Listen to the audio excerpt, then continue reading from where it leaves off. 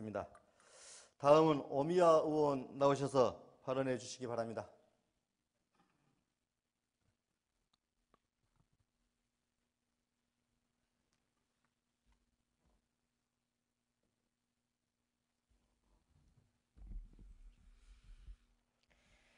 존경하는 200만 도민 여러분, 명현관 의장님과 선배 동료 의원 여러분, 그리고 언제나 노고가 많으신 이낙연 지사님과 정병걸 부교육감님을 비롯한 집행부 공무원 여러분 반갑습니다. 통합진보당 비례 영광 출신 오미화입니다. 9월 25일 재직 공무원의 연금 부담금을 현재보다 43% 올리고 수령액을 34% 삭감하는 내용을 골자로 한 한국연금학회의 공무원연금 개혁안이 공개되었습니다.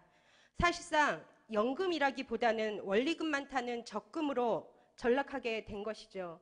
그래 본 의원은 정부의 공무원연금법 개혁에 대해 5분 발언하려 합니다. 지금 정부와 새누리당이 개혁하려고 하는 공무원연금 법안은 공적연금을 파괴하고 재벌보험사의 이익을 위한 사적연금 확대를 노리고 있습니다.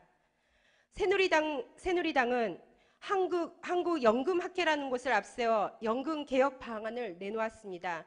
문제는 이 단체가 객관적이고 중립적인 학술단체가 아니라 다수의 대기업 소속 금융보험회사가 주축이 되어 꾸린 재벌 보험회사들의 이익을 위한 단체라는 것입니다.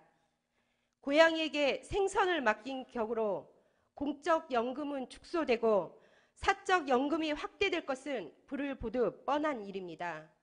생명보험, 화재보험으로 더 이상 보험시장이 고수익을 내기에는 한계에 도달하자 국민연금 시장 575조, 공무원연금 480조 시장이 필요했던 것입니다. 국민연금은 본인 부담률이 4.5%입니다. 하지만 공무원연금은 7%로 더 많이 내고 있는데 그런 내용은 전혀 보도를 하지 않고 국민연금에 비해서 공무원들이 더 많이 받는다고 형평성에 문제가 있다고 국민들과 공무원들을 이간질시키고 있습니다. 하지만 공무원연금은 국민연금과 단순 비교할 수는 없습니다. 초기 낮은 보수와 신분상 제약에 대한 보상 성격이 있기 때문입니다. 또 연금 급여 제한도 있습니다. 거기에 퇴직금과 산업재해 보험의 성격이 더하여집니다. 그러므로 이런 특수성을 감안하여서 선진국에서도 공무원 연금 수준이 민간과는 다르게 적용하고 있습니다. 또한 정부는 공무원 연금의 재정 파탄을 논할 자격이 없습니다. 공무원 연금의 재정 파탄의 가장 큰 이유가 정부의 부당 사용 및 정부 부담금 미납으로 생긴 적자이기 때문입니다. 정부가 부담했어야 할 부분을 연금기금에서 빼다가 지출하고 채워 넣지 않았습니다.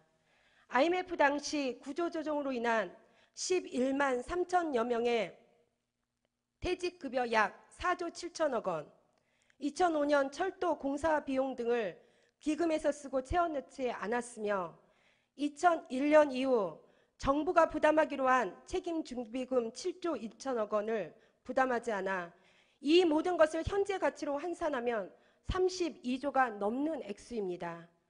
공무원 연금 재정 파탄의 주범이 바로 정부입니다. 게다가 연금에 대한 정부 부담이 민간 사용자나 OECD 국가 지원에 훨씬 못 미칩니다. 민간 사용자가 15.72%를 지원하는 것 비해 정부는 9.6%밖에 지원을 하고 있지 않습니다. OECD 국가에 비해서도 정부 부담률은 현저히 낮습니다. 위에서 보았듯이 정부는 공무원 연금의 계약이 아닌 공적연금에서 정부의 책임과 역할부터 제고해야 하며 연금이 수익 창출의 도구가 아닌 만큼 오히려 연금은 연금답게 공적연금을 강화해야 합니다.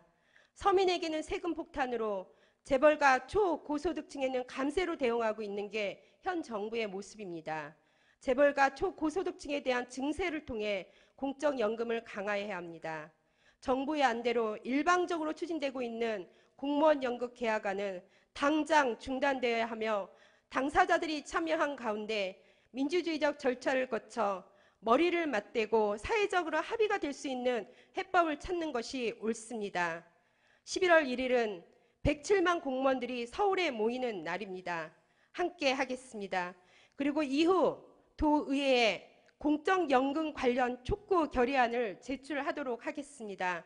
존경하는 선배 동료 의원님들도 함께 해주셨으면 합니다. 감사합니다.